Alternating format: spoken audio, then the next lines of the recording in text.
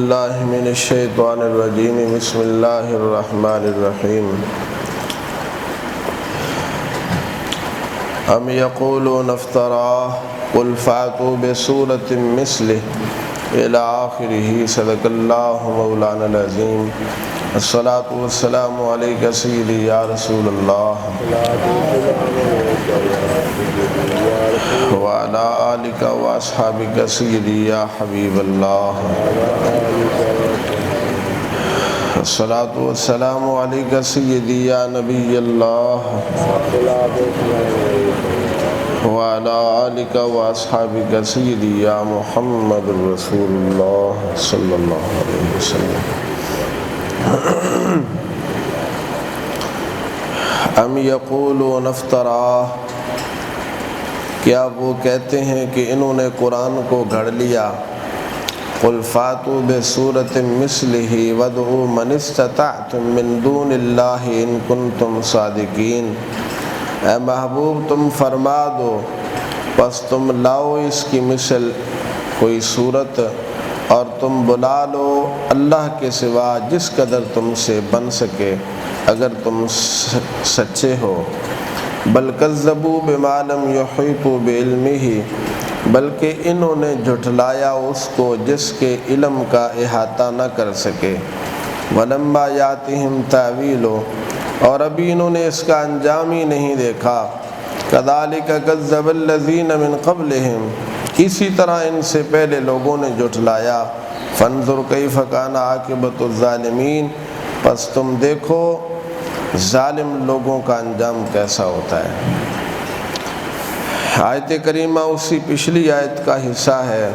اہل عرب کفار کی بکواس کا جواب ہے جو نبی علیہ السلام کے بارے میں کہا کرتے تھے کہ نعوذ باللہ محمد نے یہ قرآن اپنی طرف سے گھڑ لیا ہے۔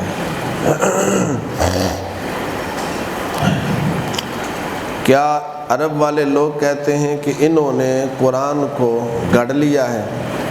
کبھی کہتے محمد کو کوئی آ کے سکھا گیا ہے، اور کبھی کہتے کہ محمد نے خود ہی گھڑ لیا ہے، کبھی کہتے انہوں نے جادو کر دیا ہے، کبھی کہتے کہ یہ شعر ہے۔ یعنی جھوٹے آدمی کو اپنی بات پر بھی اعتماد نہیں ہوتا، آئے دن اپنی بات کو تبدیل کرتا ہے، اس لیے کہ ہوتا جھوٹ ہے۔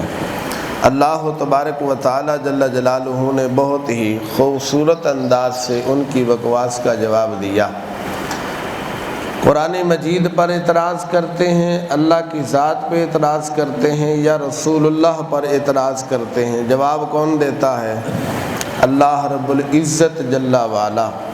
جواب اللہ تعالیٰ دیتا ہے، لیکن جواب یوں دیتا ہے قل، اے محبوب تم فرما دو، بات میری ہو لیکن تمہارے منہ سے نکلے تو اس میں کیا ہی لطف ہوگا۔ اللہ رب العزت کو کتنا پیار ہے اپنے حبیب صلی اللہ علیہ وآلہ وسلم سے۔ ہر جگہ پر جب بھی جواب دیا جاتا ہے اللہ فرماتا قل، اے حبیب تم فرما دو، قل کہہ کے بات اپنی منہ سے تیرے سنی، قل کہہ کے بات اپنی منہ سے تیرے سنی، کتنی ہے گفتگو تیری اللہ کو پسند۔ تیرے دشمن نے جو کچھ بھی کہا اللہ نے اس کا جواب دیا، تیرے دشمن نے جو کچھ بھی کہا اللہ نے اس کا جواب دیا، پر تو نے پلٹ کر کچھ بھی نہ کہا، تیری شرم و حیا کا کیا کہنا۔ نبی کریم صلی اللہ علیہ وآلہ وسلم نے تو صبر کیا، لیکن پروردگار نے حبیب پر ہر ہونے والے اعتراض کا جواب دیا ہے۔ میں کل یہ حدیث پاک پڑھ رہا تھا، دیکھیے نا کہ ماں شما کہاں ہے، میری حیثیت ہی کیا ہے، آپ لوگوں کی حیثیت کیا ہے، کہاں رسول کائنات کی ذات، جہاں انبیاء بھی صدا لگاتے ہیں، وہ بھی سوالی بن کے در مصطفیٰ پہ کھڑے ہیں، تو ہم اور تم کہاں؟ اگر کوئی میرے بارے میں یہ کہے جھوٹی بات افطرا کسے کہتے ہیں؟ افطرا اپنی طرف سے بات کو گھڑ کے دوسرے کی طرف منسوب کر دینا کہ اس نے کہی ہے، اسے افطرا کہا جاتا ہے۔ تو اللہ بھی فرماتا ہے یہ حضور پر افطرا باندھتے ہیں۔ اگر کوئی میرے اوپر افطرا باندھے، جھوٹی بات اپنی طرف سے گھڑے، منسوب میری طرف کر دے، تو غصہ کتنا آئے گا؟ آپ کی طرف کوئی جھوٹی بات منسوب کر دے تو کتنا غصہ آئے گا؟ تو رسول کائنات صلی اللہ علیہ وآلہ وسلم نبیوں کے سردار کی طرف کوئی جھوٹ کو منسوب کرے تو کتنی بڑی گستاخی ہے۔ لیکن اللہ نے جتنا بڑا منصب دیا ہے، اللہ نے اتنا بڑا حوصلہ بھی عطا فرمایا ہے۔ وہ حدیث پاک میں کل پڑھ رہا تھا، حنین کے موقع پر نبی پاک علیہ السلام مال غنیمت تقسیم کر رہے تھے۔ نبی پاک علیہ السلام نے عجینہ بن حصن کو 100 اونٹ دیے، ایک اور تھے ان کو بھی 100 اونٹ دیے۔ عرب کے کچھ سردار تھے، ان کو بھی نبی پاک علیہ السلام نے 100 اونٹ دیے، اور کچھ حضرات ایسے تھے کہ ان کو مال کم دیا۔ ایک آدمی کھڑا ہوا، کہتا ہے محمد آپ نے اس تقسیم میں انصاف نہیں کیا، آپ نے اس تقسیم کے اندر انصاف۔ حضور علیہ السلام نے فرمایا بدبخت انسان، اگر اللہ رسول ہی انصاف نہیں کریں گے تو کائنات میں اور ہے کون انصاف کرنے والا؟ اگر اللہ رسول ہی انصاف نہیں کریں گے تو کائنات میں اللہ رسول کے سوا کوئی اور ہے انصاف کرنے والا؟ پھر حضور علیہ السلام نے صبر ہی کر لیا، ساتھ ہی فرمایا لوگوں موسیٰ علیہ السلام کو اس سے بھی زیادہ ستایا گیا، اس سے بھی زیادہ ستایا گیا، لیکن فصبر، موسیٰ علیہ السلام نے صبر کیا، لہذا میں بھی کیا کر لیتا ہوں؟ صبر ہی کر لیتا ہوں۔ اللہ بھی حکم یہی دیتا، فاصبر کما صبر اولو العزم من الرسل، اے حبیب آپ صبر فرمائیے جیسا کہ اولو العزم رسولوں نے صبر کیا۔ تو رسول کریم صلی اللہ علیہ وآلہ وسلم نے پھر صبر ہی فرمایا۔ رفیق جاگنا ہے، چہرہ تھلے کیتا ہے تاکہ پتہ ہی نہ لگے سوتا ہے کہ جاگ رہا ہے۔ ویسے کچھ محنت میری کم آ گئی ہے کہ ہن کٹ سونا ہے۔ اللہ تبارک و تعالی جل جلالہ نے اپنے حبیب صلی اللہ علیہ وسلم کی عظمت کا دفاع فرمایا کہ اے حبیب صلی اللہ علیہ وسلم آپ ان کو فرما دو اگر یہ محمد نے اپنی طرف سے قرآن گڑھا ہے نا تو پھر تم بھی کوئی ایک صورت بنا کے دکھا دو۔ اس لیے انسان کی بنائی ہوئی چیز کا یہ قاعدہ ہے کہ ایک انسان بنا سکتا ہے تو دوسرا بھی بنا سکتا ہے۔ حضور علیہ السلام کی زبان عربی ہے تو انہوں نے عربی کے اندر یہ قرآن اگر گڑھ لیا تمہارے کہنے کے مطابق تو تم بھی کوئی ایک صورت لے آؤ نا، لیکن آج تک کوئی ایک صورت بھی وہ بنا نہ سکے، آج تک ایک صورت بھی ان سے نہ بن سکے۔ کیوں؟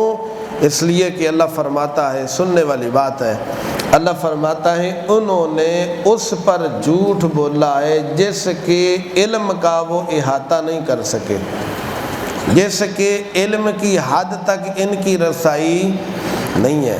معلوم ہوا قرآن مجید فرقان حمید کے علوم کا احاطہ کوئی نہیں کر سکتا۔ اور قرآن کس پر نازل ہوا ہے؟ نبی پاک صلی اللہ علیہ وسلم پر۔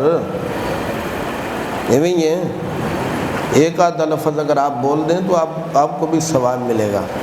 قرآن نبی پاک صلی اللہ علیہ وسلم پر نازل ہوا ہے نا۔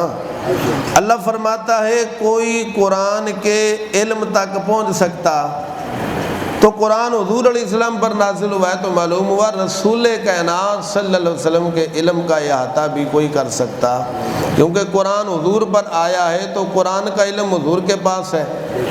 تو رسول کائنات صلی اللہ علیہ وسلم کے علم پر اعتراض کرنے والے کو اس وقت سوچنا چاہیے، شرم کرنی چاہیے جو حضور کے علم کو اپنی عقل کے ترازو پہ تولتا ہے۔ اللہ نے جب کہہ دیا ہے کہ ان کے علوم تک کسی کی رسائی ہو سکتی، وہ قصیدہ بردہ والے فرماتے ہیں وَوَاقِفُونَ لَدَيْهِ عِنْدَ حَدِّهِمِ مِن نُقْطَةِ الْعِلْمِ أَوْ شَكْلَةِ الْحِكَمِ وہ فرماتے ہیں تمام انبیاء نبی پاک صلی اللہ علیہ وسلم کے علوم کا ایک قطرہ حاصل کر رہے ہیں، یا حضور علیہ السلام کے علم کی بارش میں سے ایک بارش کا قطرہ حاصل کر رہے ہیں، باقی نبی پاک علیہ السلام کے علوم کا کوئی بھی احاطہ، نہ قرآن کے علوم کا احاطہ کیا جا سکتا ہے، نہ نبی پاک علیہ السلام کے علوم کا احاطہ۔ اللہ اکبر۔ کافر وہ رہے جنہوں نے قرآن کے ظاہری الفاظ کو دیکھا، باطنی علوم کو نہ دیکھا۔ نبی کریم صلی اللہ علیہ وبارک وسلم کی غلامی سے بھی آج وہ لوگ محروم ہیں، اور کرامتوں سے، عزتوں سے آج وہ لوگ محروم ہیں جو صرف نبی پاک علیہ السلام کی ظاہری حیات کو دیکھتے ہیں، اٹھنا بیٹھنا چلنا پھرنا کھانا پینا، بس یہی دیکھتے ہیں۔ جو اندرونی کمالات ہیں جیسے قرآن کے باطنی علوم ہیں، ایسے ہی حضور علیہ السلام کے اندرونی کمالات کو نہیں دیکھتے۔ بازو کو تو دیکھتے ہیں، لیکن بازو کے اندر اللہ نے جو طاقت رکھی ہے چاند کے 2 ٹکڑے کرنے کی، کاش کے اس کی طرف بھی نظر چلی جاتی۔ کفر و اسلام کے جھگڑے بڑے تیرے چھپنے سے، کفر و اسلام کے جھگڑے بڑھے تیرے چھپنے سے، تو اگر پردہ اٹھا دے تو بس تو ہی تو ہو جائے۔ عاشق کی نگاہ دیکھ لیتی ہے، عاشق کی نگاہ دیکھ لیتی ہے، میم کا پردہ اٹھا کر وہ لاکھ بیٹھے بس میں امکان میں منہ چھپا چھپا کر۔ اللہ تبارک و تعالی جل وعلا یہ باطنی علم بھی عطا فرمائے، باطن کی آنکھ بھی ہمیں عطا فرمائے۔ قرآن مجید فرقان حمید جس طرح ظاہری الفاظ میں بے مثل و بے مثال ہے، بس آخری بات، اسی طرح قرآن مجید باطنی کمالات کے اندر بھی بے مثل و بے مثال ہے۔ ظاہر میں جیسے اس کے الفاظ بے مثل و بے مثال ہیں، کوئی آج تک اس جیسی کوئی ایک صورت، کوئی ایک آیت نہ بنا سکا، ایسے ہی قرآن مجید باطنی کمالات میں، رحمت میں، شفا میں، عزت و توقیر میں، برکت میں بے مثل و بے مثال ہے۔